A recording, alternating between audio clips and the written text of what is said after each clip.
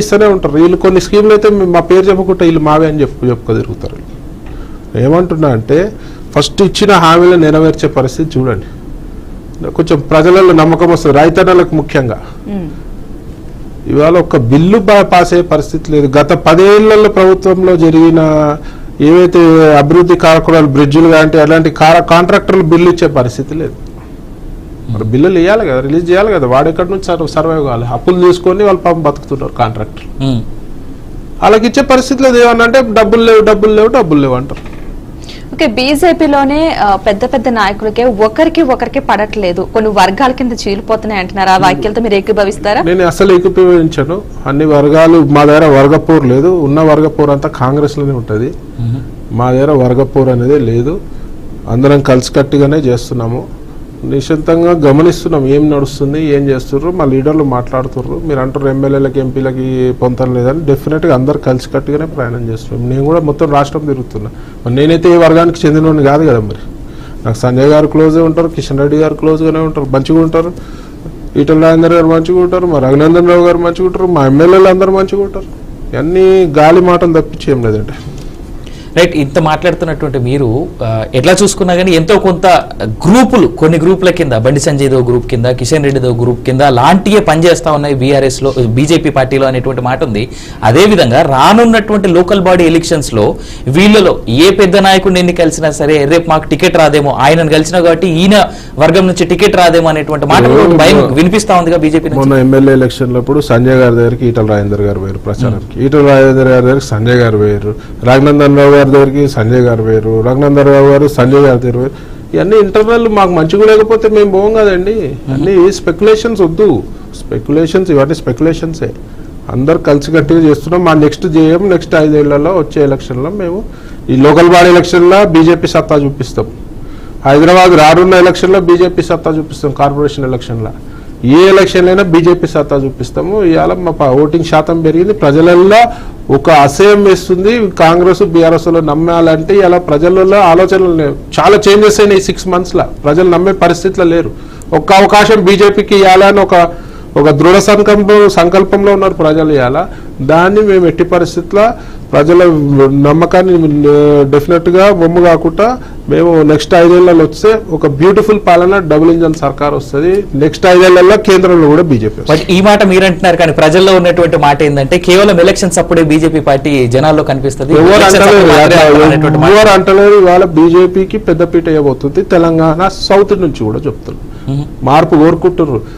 వాళ్ళు 10 ఏళ్ళలో చేసిన అవినీతి వీళ్ళు 5 ఏళ్లలో, వాళ్ళు చేసిన 10 ఏళ్ల అవినీతి వీళ్ళు 5 ఏళ్లలో చేస్తారు. చూసుకోండి.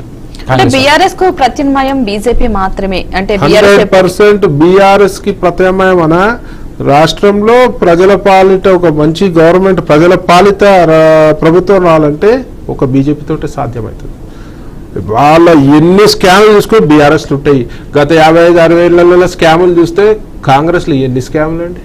Major 2G spectrum scam, Bofors scam, Robert Wadhera scam, coal scam, గడ్డి స్కాము. ఉన్న స్కామ్ స్టార్స్ అంతా ఏడుంటారు చెప్పండి మీరు? దేశంలో ఉన్న స్కామ్ స్టార్స్ మమతా బెనర్జీ అనుకో, లాలూ ప్రసాద్ యాదవ్ అనుకో, 2G స్పెక్ట్రమ్ లో ఉన్న వాళ్ళు ఏడుంటారు? ఇండియా కూటమిలో ఉంటారు. స్కామ్ స్టార్స్ కి అంతా ఇండియా కూటమిలో ఉంటారు. స్కీమ్ స్టార్స్ అంతా మా గవర్నమెంట్ లో ఉంటారు, మా కూటమిలో ఉంటారు. సో బీజేపీ హయాంలో ఎట్లాంటి స్కాములు కావు. కాంగ్రెస్ హయాంలో ఏదైనా పాసిబిలిటీ ఉంటుంది. స్కాములు చూస్తే మీరు చరిత్ర చూసుకోండి ఎన్ని స్కాములు అయినాయో. సో ప్రజలు ఇలా రియలైజ్ అవుతారు ప్రజలు. సో డెఫినెట్గా బీజేపీకి పట్టం కట్టే రోజు దగ్గరలో. అంటే కాంగ్రెస్ స్పీడ్ కి బీజేపీ తట్టుకోగలదా అని చెప్పేసి అంటున్నారు. కాంగ్రెస్ స్పీడ్ కి బీజేపీ తట్టుకోగలదా అని. స్పీడ్ మా బీజేపీని తట్టుకోవడం ఏ పార్టీ వల్ల కాదు, అవ్వట్లేదు కూడా. ఎన్ని కూటములు, ఎన్ని దొంగలు, ఎంతమంది తయారయ్యారు ఈ కూటమి, ఇండియా కూటమిలా. కాంగ్రెస్ కి ఇంకోటి ఫండింగ్, కాంగ్రెస్ కి ఫండింగ్ పాకిస్తాన్ లాంటి ఉగ్ర దేశాల నుంచి కూడా వస్తున్నాయి, చైనా లాంటి ఉగ్ర దేశాల నుంచి కూడా వస్తున్నాయి, శత్రు దేశాల నుంచి కూడా వస్తున్నాయి. ఎందుకంటే మోదీ గారు ఉంటే వీళ్ళ పప్పులు ఉడకాయి. బంగ్లాదేశ్ కానీ, చైనా కానీ, పాకిస్తాన్ పప్పులు ఉడకాయి. కాబట్టి వాళ్ళ నుంచి కూడా సపోర్ట్ వస్తుంది. ఇవాళ దేశాన్ని ప్రేమించేటోడు బీజేపీకి ఓటిస్తాడు. రైట్, ఇదే సందర్భంలో చికోటి ప్రవీణ్ గారు స్ట్రైట్గా ఒక మాట అందాం. బీజేపీ అంటేనే కేవలం హిందువులని అడ్డం పెట్టుకుని మాత్రమే బీజేపీ పనిచేస్తుంది, కానీ హిందువులకి అన్యాయం చేస్తుంది కూడా బీజేపీ పార్టీ అనేటువంటి మాట ఉంది. సో దీన్ని ఎట్లా చూస్తారు మీరు? బీజేపీ హిందువులకి పనిచేసే పార్టీ కాదు, బీజేపీ ప్రజలకు పనిచేసే పార్టీ. ముస్లిం సోదరులకు కూడా బీజేపీ మంచి రకరకాల మంచి స్కీములు ఇచ్చింది. ఇవాళ ముస్లిం సోదరిమణుల గురించి ముఖ్యంగా ఆలోచించి త్రిబుల్ తలాక్ చట్టం తెచ్చిన ఘనత మన నరేంద్ర మోడీ గారిది.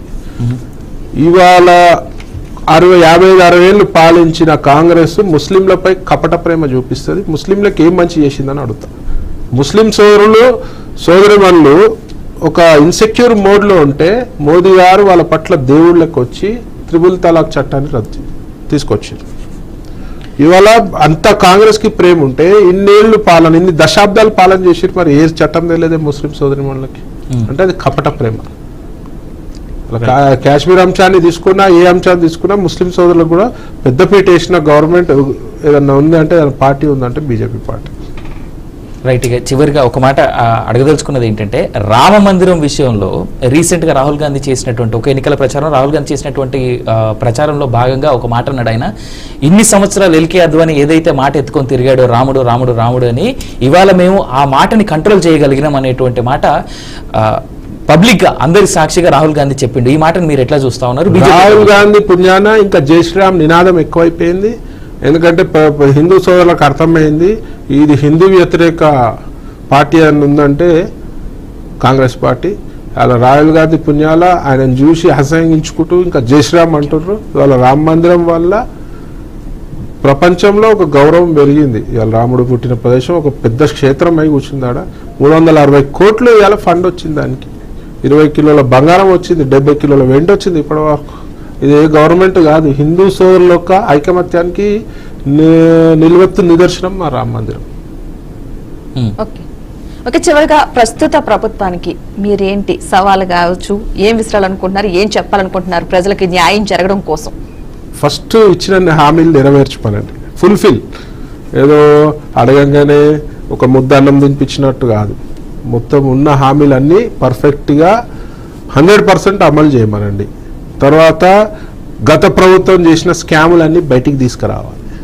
ఫస్ట్ అది తీసుకొస్తే ప్రజల సొమ్ము మొత్తం వాళ్ళ బ్యాంకులలో ఉన్నాయి, ప్రజల సొమ్ము వాళ్ళ ఆస్తుల రూపంలో ఉన్నాయి, అవన్నీ బయటికి తీయాలి. వాళ్ళపై కఠిన చర్యలు తీసుకోవాలి ఫస్ట్. అప్పుడే ఈ తెలంగాణ రాష్ట్రానికి తగు న్యాయం చేసినట్టు. మిమ్మల్ని నమ్మి ప్రజలు ఓటేసినందుకు వాళ్ళకి తగు న్యాయం చేయాల్సిన బాధ్యత. ఈ స్కాములు తీయాలి, స్కీములన్నీ ప్రాపర్గా అమలు చేయాలి.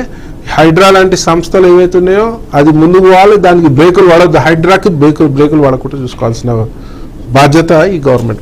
అంటే దీని వల్ల ఏంటంటే పేదలే నష్టపోతున్నారు. పెద్దవాళ్ళు ఎప్పుడు కూడా ఏదో డబ్బు ఇచ్చే ముడుపులు పెట్టో లేకపోతే అమ్ముడు పోవద్దు. అదే చెప్తున్నా, ఈ ముడుపులకు అమ్ముడు పోవద్దు, ఈ ప్యాకేజీలకు అమ్ముడు పోవద్దు. ఈ చెరువు భూములను కాపాడాల్సిన బాధ్యత ఈ గవర్నమెంట్ పై ఉంది. ఈ చెరువు భూములు కాదు, ముఖ్యంగా హిందూ దేవాలయ భూములు 100,000 ఎకరాలలో కబ్జాలకు గురైనాయి. అవి కూడా బయటకు తీయాలి. అవసరం పడితే దాని గురించి ఒక కమిటీ వేయండి. డ్రగ్స్ ని బాగా పకడ్బందీగా డ్రగ్స్ వాడకం చేయండి. గంజాయి తాగకుండా చూసుకోండి. అన్ని లా అండ్ ఆర్డర్ ప్రాబ్లమ్స్ కూడా చాలా ఉన్నాయి. అమ్మాయిలకి ఏ ఇబ్బంది కాకుండా చూసుకోండి. సో ఇవన్నీ చేయాలి. చేస్తేనే ప్రజల్లో నమ్మకం పెరుగుతుంది. మరి ఇలా చిత్తశుద్ధి ఎంతసేపు ఉంటుందో చూద్దాం. మరి రైట్. ఇక ఇంకో మాట ఉంది ప్రవీణ్ గారు, రానున్నటువంటి రోజుల్లో 3 రాష్ట్రాల ఎలక్షన్స్ ఉన్నాయి, మహారాష్ట్ర, ఛత్తీస్గఢ్, అలాగే జార్ఖండ్. సో ఇక్కడ ఈ 3 చోట్ల కూడా బీజేపీ ఓడిపోతుంది అనేటువంటి మాట కాంగ్రెస్ బలంగా తీసుకెళ్తుంది. మరి దీన్ని కౌంటర్ చేయడానికి మీ పార్టీ ఏ విధంగా అడుగులు వేయొచ్చు అంట? డెఫినెట్ గా వాళ్ళలో భయం పుట్టింది. అధికారం చేజించుకునే ప్రయత్నంలో ఎంత నీచమైన మాటలైనా మాట్లాడతారు వాళ్ళు.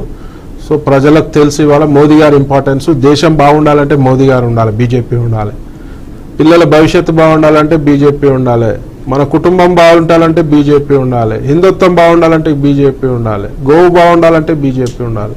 ప్రజల జీవితాలు మంచిగా ఉండాలి అంటే ఇలా బీజేపీ ఉండాలి. ప్రపంచ దేశంలో ఒక స్పెషల్గా ఒక భారతీయులకు ఒక ప్రత్యేకమైన గౌరవం